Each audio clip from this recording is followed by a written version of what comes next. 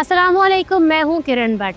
उम्मीद है नया साल आप सबके लिए खुशियों का पैगाम लाया है। खुदा आपको सलामत रखे। यूके ने अपने इमिग्रेशन कवानीन में तारीख की सबसे बड़ी तब्दीलियां लागू कर दी हैं। 8 जनवरी 2026 यानी आज से लागू होने वाली इन तब्दीलियों से नए वीज़ा हासिल करने वालों को पहले से ज़्यादा सख्ती का सामना करना पड़ेगा। वो लोग जो पहले ही यूके में रहते हैं या इन्हें वीज़ा मिल चुका है, इनके लिए भी इन तब्दीलियों को जानना इंतहाई ज़रूरी है।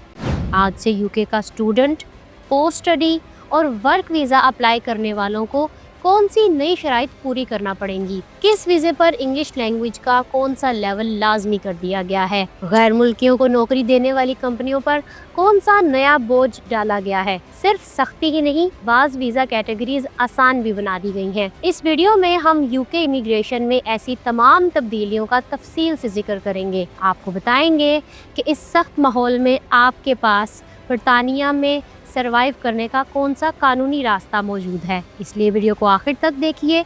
हमारा चैनल भी सब्सक्राइब कर ले ताकि ऐसी अहम वीडियोस आप तक बर वक्त पहुँचती रहे।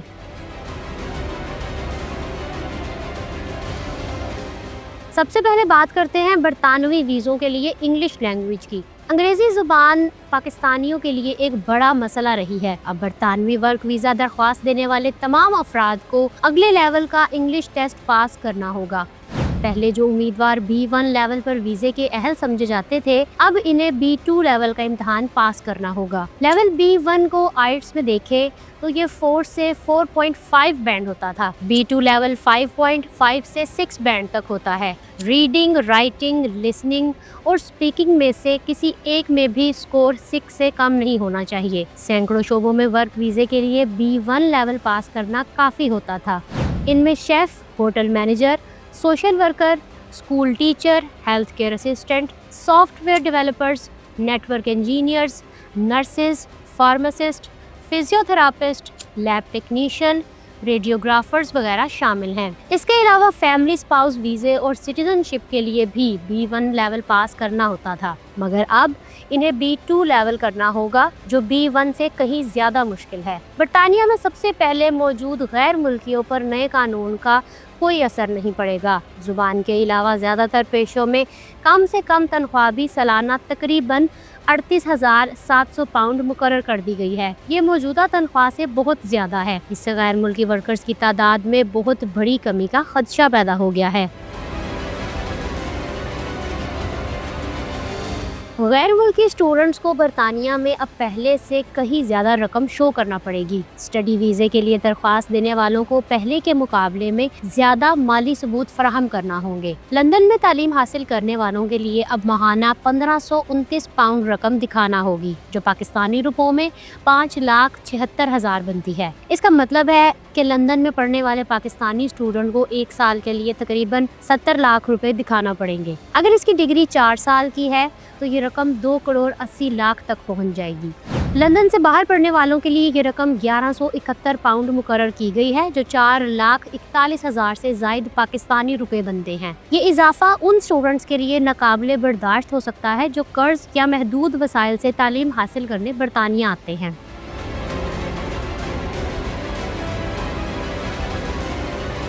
अब बात करते हैं उन गैर मुल्की स्टूडेंट्स की जो बरतानिया में तालीम मुकम्मल करने के बाद ग्रेजुएट वीज़े पर नौकरी करना चाहते हैं। अब तक बरतानिया में पढ़ने वाले स्टूडेंट्स को डिग्री मुकम्मल करने के बाद 2 साल तक क़याम की इजाज़त दी जाती थी। इसे ग्रेजुएट रूट कहा जाता है, मगर नई पॉलिसी के तहत जनवरी 2027 से ये मुद्दत कम करके 18 माह कर दी गई है। अब ज़्यादातर स्टूडेंट्स 1.5 साल के अंदर या तो कोई मुस्तकिल मुलाजमत हासिल करेंगे या मुल्क छोड़ने की तैयारी करेंगे। अलबत्ता PhD करने वाले स्कॉलर्स को 3 साल तक रहने की इजाज़त बदस्तूर हासिल रहेगी। नाकदीन का कहना है कि बहुत से स्टूडेंट्स के लिए 1.5 साल में मुनासिब नौकरी हासिल करना आसान नहीं होगा, खास तौर पर जब इन्हें बरतानवी मार्केट में मुकामी उम्मीदवारों से सख्त मुकाबला करना पड़ता है तो इनके इम्कानात कम हो जाते हैं।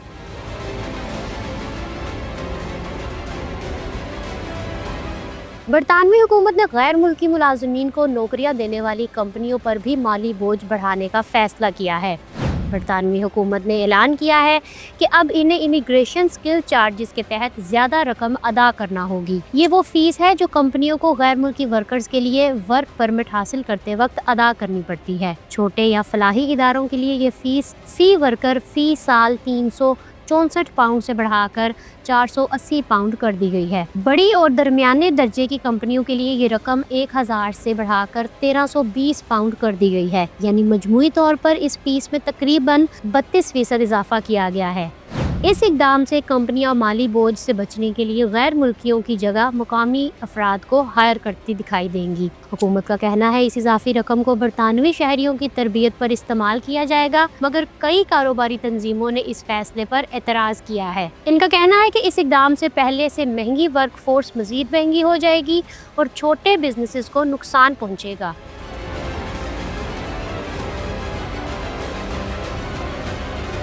برطانیہ کی نئی امیگریشن پالیسیز میں ساری خبریں منفی نہیں ہیں، کچھ اچھی خبریں بھی ہیں۔ اچھی خبروں میں سب سے نمایاں انوویٹر فاؤنڈر ویزے کے بارے میں ہے۔ اب برطانیہ میں تعلیم مکمل کرنے والے اسٹوڈنٹس براہ راست انوویٹر فاؤنڈر ویزے میں منتقل ہو سکیں گے۔ اس سے وہ ملک چھوڑے بغیر اپنی اسٹارٹ اپ کمپنی قائم کر سکیں گے۔ یہ تبدیلی ان نوجوانوں کے لیے خوشخبری ہے جو کاروبار کرنا چاہتے ہیں۔ اسٹارٹ اپ کے لیے پیسہ کہاں سے لایا جائے گا؟ پاکستان جیسے ملکوں سے تعلق رکھنے والے اسٹوڈنٹ کے لیے یہی سب سے بڑا سوال ہے۔ انوویٹر فاؤنڈر ویزے کے علاوہ ہائی پوٹینشیل انڈیویجول ویزے کے بارے میں بھی اچھی خبر ہے۔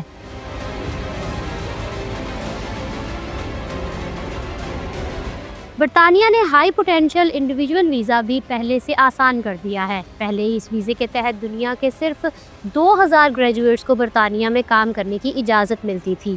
اب یہ تعداد بڑھا کر 8000 کر دی گئی ہے۔ اس ویزے کے لیے اہل یونیورسٹیوں کی فہرست بھی دگنی کر دی گئی ہے۔ مطلب یہ کہ اب دنیا بھر کے ممتاز تعلیمی اداروں کے گریجویٹس کو برطانیہ میں قدم جمانے کا زیادہ موقع ملے گا۔ اسی طرح حکومت اگلے سال گلوبل ٹیلنٹ ویزا میں بھی اصلاحات لانے کا ارادہ رکھتی ہے۔ اس فیصلے سے ریسرچرز، ڈیزائنرز، فلم میکرز اور تخلیقی شعبوں کے پیشہ ور افراد کو برطانیہ میں مواقع فراہم کیے جا سکیں گے۔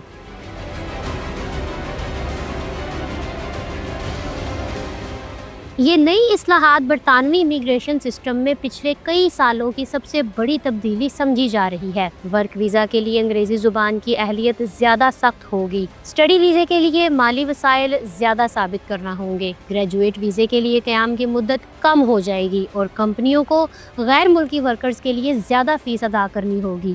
اس کا مطلب ہے کہ برطانیہ بیرونی صلاحیتوں سے فائدہ اٹھائے گا لیکن اپنے معاشرے اور معیشت پر مکمل کنٹرول بھی برقرار رکھے گا۔ حکومت کا موقف ہے کہ جو لوگ برطانیہ آتے ہیں انہیں یہاں کے نظام میں ضم ہونا چاہیے، زبان سیکھنی چاہیے اور ملک کی ترقی میں اپنا حصہ ڈالنا چاہیے۔ مگر سوال یہ ہے کہ کیا اتنی زیادہ پابندیاں اس مقصد کو حاصل کرنے میں مدد دیں گی یا بیرون ملک سے آنے والے باصلاحیت افراد کے لیے دروازے بند کر دیں گی؟ ماہرین کے خیال میں نئے قوانین سے برطانیہ کو 3 بڑے نقصانات ہو سکتے ہیں۔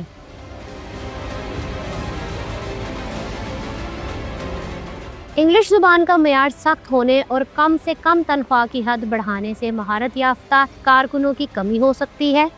نرسنگ، کیئر ورک، ہوٹلنگ اور کھانے پینے کی انڈسٹریز میں ورکرز کا خلا پیدا ہو سکتا ہے۔ اس سے اجرت میں اضافہ ہوگا، معیار متاثر ہوگا اور اخراجات بڑھ جائیں گے۔ دوسرا نقصان برطانیہ میں سرمایہ کاری میں کمی کی صورت میں ہو سکتا ہے۔ ٹیکنالوجی سے ریسرچ تک کمپنیاں ہمیشہ دنیا کے بہترین ٹیلنٹ کی تلاش میں رہتی ہیں۔ برطانوی امیگریشن سسٹم سخت ہونے کی وجہ سے وہ آئرلینڈ، کینیڈا یا آسٹریلیا منتقل ہو سکتی ہیں۔ غیر ملکی پروفیسرز، ریسرچرز اور اسٹوڈنٹس برطانوی نظام تعلیم کی ریڑھ کی ہڈی ہیں۔ تیسرا بڑا نقصان برطانوی یونیورسٹیز اور ریسرچ انسٹیٹیوٹس کو پہنچ سکتا ہے۔ نئی امیگریشن شرائط کے بعد ان کی تعداد میں بڑی کمی آنے کا خدشہ ہے۔ برطانیہ کئی صدیوں سے دنیا بھر کے انسانوں کا مرکز رہا ہے۔ لندن کو تو انسانوں کا عجائب گھر بھی کہا جاتا ہے۔ امیگریشن سخت ہونے سے برطانیہ کا ملٹی کلچر شناخت متاثر ہو سکتی ہے۔ اس لیے ہو سکتا ہے لیبر حکومت کو اپنی امیگریشن پالیسی پر نظر ثانی کرنی پڑے۔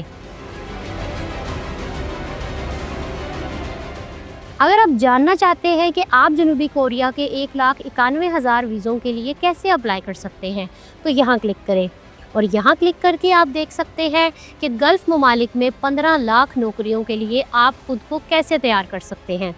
میرا چینل سبسکرائب کرنا نہ بھولیے. اپنا بہت سا خیال رکھیں. کرن بٹ کو اجازت دیں. اللہ حافظ.